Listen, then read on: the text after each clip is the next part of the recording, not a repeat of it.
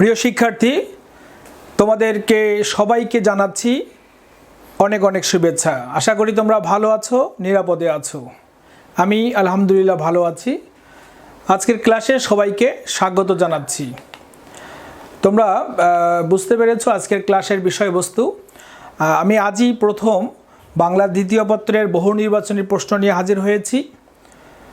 তোমরা অনেক ক্লাসে ভিডিওতে কমেন্ট করেছো যে বাংলা দ্বিতীয় পত্র বহু নির্বাচনী দেওয়ার জন্য। তো আমি 5টি ক্লাস এভাবে সাজিয়েছি। আজকে তোমাদের প্রথম ক্লাসে কিছু বক্তব্য তোমাদের এটা শুনতে হবে, তোমরা না টেনে আমার কথাগুলো শুনবে। আশা করি তোমরা সেই সমস্যাগুলো তোমাদের মধ্যে যেগুলো রয়েছে এগুলো বুঝতে পারবে। তো আজকের ক্লাসের বৈশিষ্ট্য হিসাবে আমি দাঁড় করিয়েছি 2022 সালের তোমরা যারা এসএসসি পরীক্ষার্থী, তোমাদের যে পরিবর্তিত সিলেবাসের উপর বোর্ড উপযোগী কিছু গুরুত্বপূর্ণ বহু নির্বাচনী প্রশ্ন উত্তর সাজানো হয়েছে। আমি দীর্ঘদিন যাবৎ 10 বছরের বেশি সময় ধরে বোর্ডের খাতা দেখছি। তা আমার যেগুলো মনে হয়েছে এবং বিভিন্ন বোর্ড এবং স্কুলের প্রশ্ন যেগুলো গুরুত্বপূর্ণ সেগুলো নিয়ে হাজির হয়েছে আজকে। তোমাদের 5টি অর্থাৎ 30 করে 3, 5, 15 অর্থাৎ 150টি প্রশ্নে তোমাদের যে কঠিন প্রশ্নের যে একটা ভীতি, এই ভীতিটা আশা করি দূর হবে। তো প্রতিটি প্রশ্ন অর্থাৎ 30টি প্রশ্ন উত্তর সংবলিত মডেল টেস্ট আকারে প্রতিটি ক্লাস সাজিয়েছি আমি। টেস্ট পেপার সলভ করার আগেই তোমাদের যে কঠিন প্রশ্নগুলো এর সমাধান হয়ে যাবে ইনশাআল্লাহ। 5টি মডেল টেস্টেই বাংলা দ্বিতীয় পত্রের যে বহু নির্বাচনী বা নৈর্ব্যক্তিক বা এমসিকিউ যেটা বলো সেটি ভীতি দূর হবে ইনশাআল্লাহ। এবং এই যেহেতু ইউটিউব ভিডিও তুমি বারবার অনুশীলনের সুযোগ পাবে, তো তোমাদের যে কিভাবে করতে হবে এগুলো স্টাডি পরীক্ষা সেগুলো আমি দেখিয়ে দিচ্ছি। তোমাদের যে 20টি যে টপিক রয়েছে, দেখো 20টি টপিক আমি আলোচনা করে দিচ্ছি প্রথমবারের মতো প্রথম ক্লাসে। বাকি ক্লাসগুলোতে এগুলো দরকার হবে না।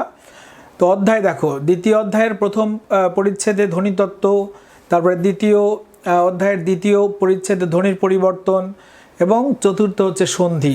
এই দ্বিতীয় অধ্যায় থেকে তোমার এই 3টা টপিক রয়েছে। প্রথম অধ্যায় থেকে কোনো প্রশ্ন আসবে না। তৃতীয় অধ্যায়ের দেখো চতুর্থ পরিচ্ছেদের সন্ধি, পর্যায়ক্রমে দ্বিরুক্ত শব্দ, সংখ্যাবাচক শব্দ, পদাশ্রিত নির্দেশক, সমাস, উপসর্গ, কৃৎ প্রত্যয়ের বিস্তারিত আলোচনা, তদ্ধিত প্রত্যয়।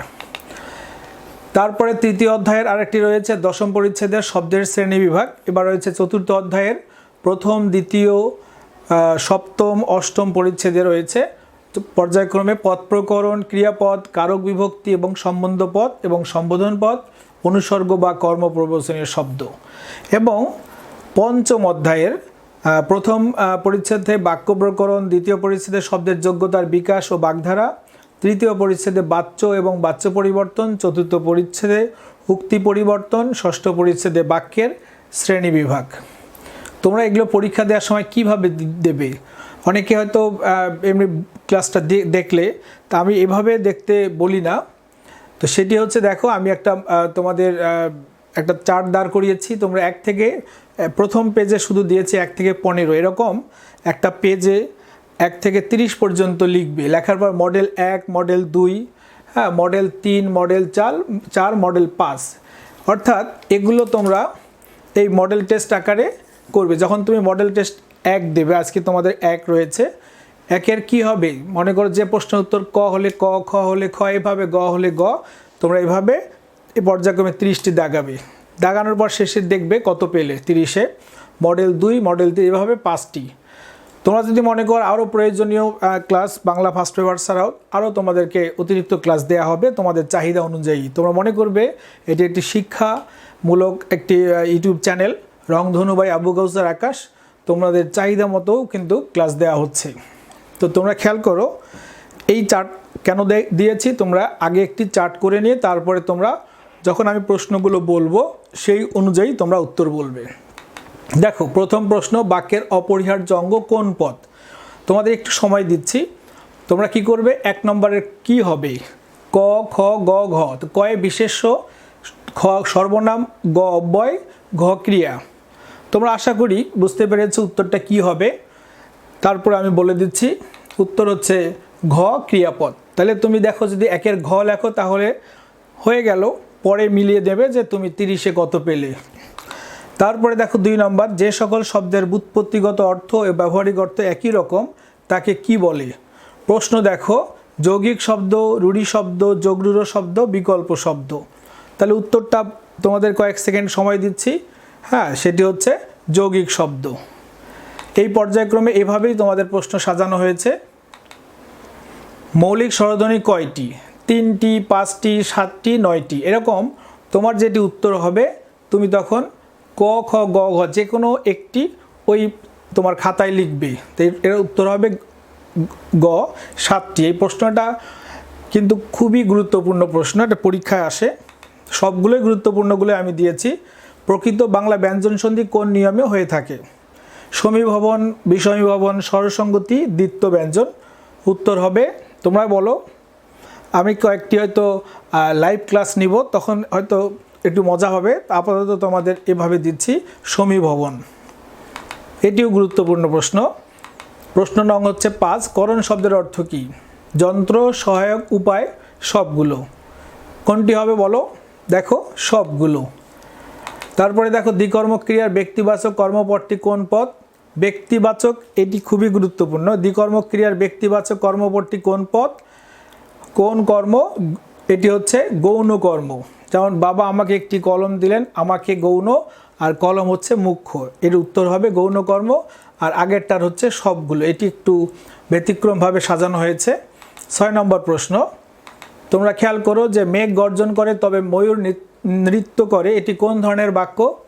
সরল, জটিল, যৌগিক, প্রধান, খণ্ডবাক্য। কী হবে বলো? তোমরা পরীক্ষা দেওয়ার জন্য আমি কয়েকটি মুহূর্ত দিচ্ছি। এটি হবে যৌগিক বাক্য। তারপরে রয়েছে বাঁশি বাজে এ মধুর লগনে। এটা আমি দেখেছি এই প্রশ্নটা যে 5 বছরে ঢাকা বোর্ডের টানা 4 বার এসেছিল। কর্তৃবাচ্য, কর্মবাচ্য, ভাববাচ্য, কর্মকর্তৃবাচ্য। তোমরা অনেকে হয়তো ভুল করতে পারো। এই ভুল হলেও সমস্যা নেই, একবার ভুল হলে বারবার তুমি দেখবে আর কখনো ভুল হয়তো হবে না। কর্মকর্তৃবাচ্য, কারণ এটা হলো কর্মকর্তৃবাচ্য হচ্ছে কর্তা উজ্জ্ব থাকে। হ্যাঁ, এটার ব্যাখ্যা এরকম, কর্তা বাঁশিকেও বাজাচ্ছে। হ্যাঁ, তাহলে বাঁশি যে বাজায় তিনি নেই, ওই জন্য এটাকে বলে কর্মকর্তৃবাচ্য। যেমন পাখা চলে, জল পড়ে, পাতা নড়ে, এরকম। এরপর এ পর্যায়ে দেখো, সে যেন আসে, এটি কোন বাচ্যের উদাহরণ? কর্তৃবাচ্য, কর্মবাচ্য, ভাববাচ্য, কর্মকর্তৃবাচ্য। সে যেন আসে, এটা অবশ্যই কর্তৃবাচ্য। এর ভাববাচ্য কি? তার যেন আশা হয়। 10 নম্বর, সামীপ্য অর্থে কোন অধিকরণ কারক? আমি বারবার বলছি, কিন্তু আসলে প্রত্যেকটাই গুরুত্ব প্রশ্ন দিয়ে সাজানো হয়েছে ক্লাসগুলো। সামীপ্য অর্থে তোমরা হয়তো পারবে, তারপর আমি বলে দিচ্ছি ঐকদেশিক অধিকরণ। তারপরে রয়েছে কোনটি ভাববাচক বিশেষ্য? সৌরভ, দর্শন, সৌন্দর্য, তারল্য।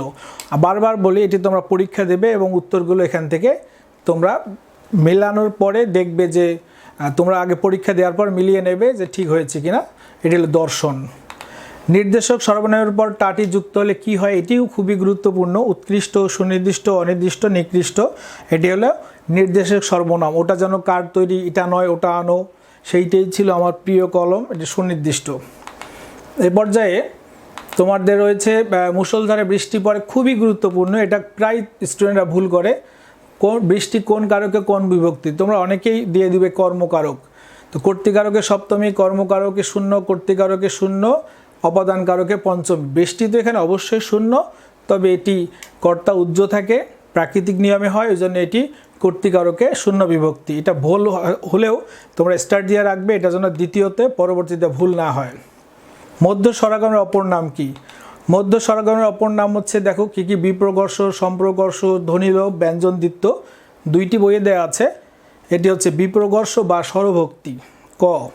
15 নম্বর প্রশ্ন, আমরা মাঝামাঝিতে চলে এসেছি। পূরণবাচক শব্দ কোনটি?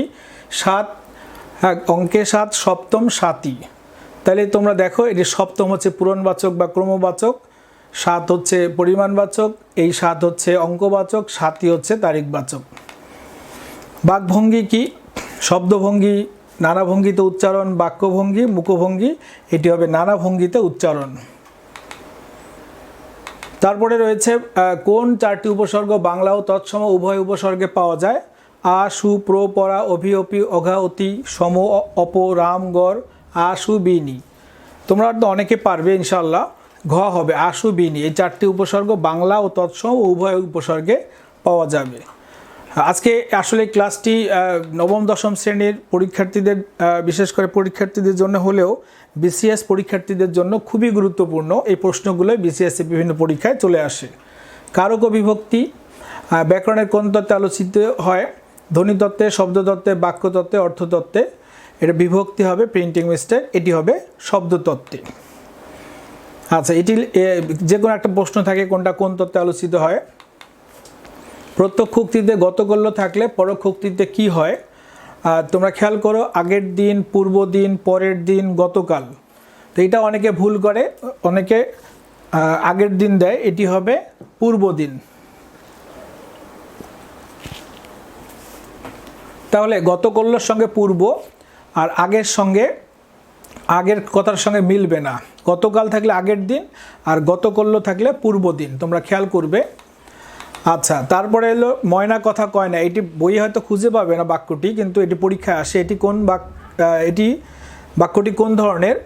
সেটি হচ্ছে বিবৃতিমূলক, ইচ্ছামূলক, আবেগসূচক, প্রশ্নবাচক। এটা অবশ্যই বিবৃতিমূলক, এটি সাধারণ একটা নির্দেশনা।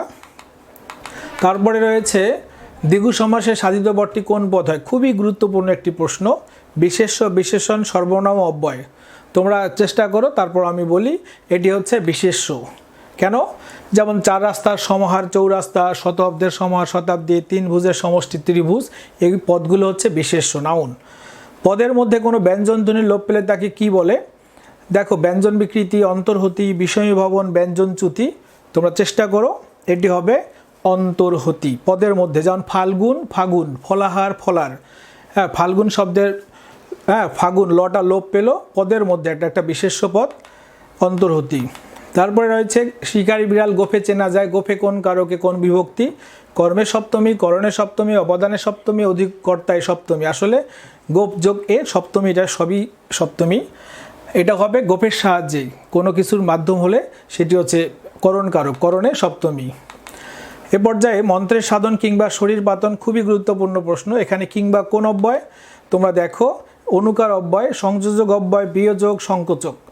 চেষ্টা করো, কিংবা আছে, এটি হচ্ছে যে কোনো একটি বিয়োজক অব্যয়। মন্ত্রের সাধন, ডু অর ডাই, বড় নাইলে মরো, এরকম একটা সুন্দর উদাহরণ।